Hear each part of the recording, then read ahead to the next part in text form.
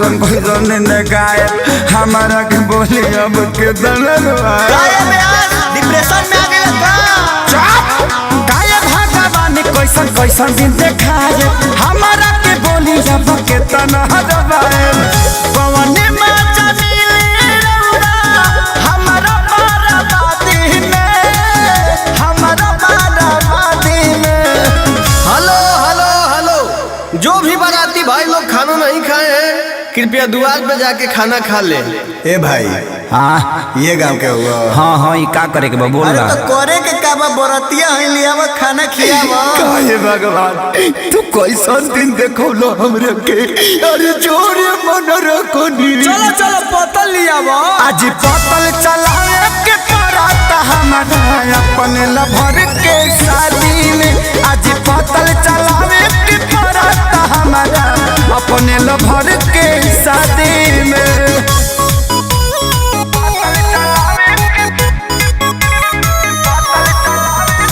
Music by Arya Sharma.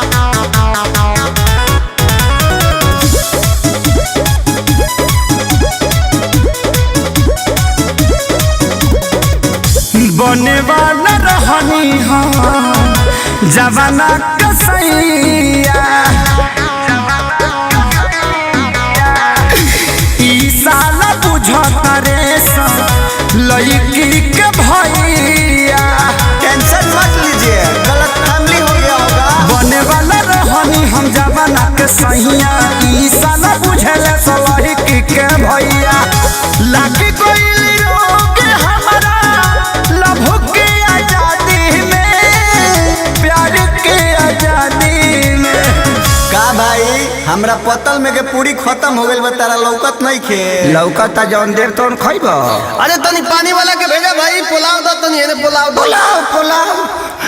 Pulao pulao ए भाई दूगो पूरी दो एने तीन कोड़िए सिंखला खइबो ई कौन आइटम है यार आज पतल चलावे के पराता हमारा अपने लभर के शादी में आज पतल चलावे के पराता हमारा अपने लभर के शादी में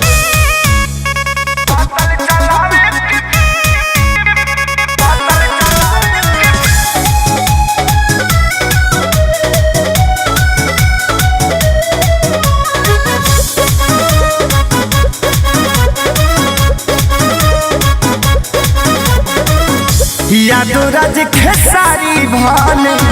अकेले जिली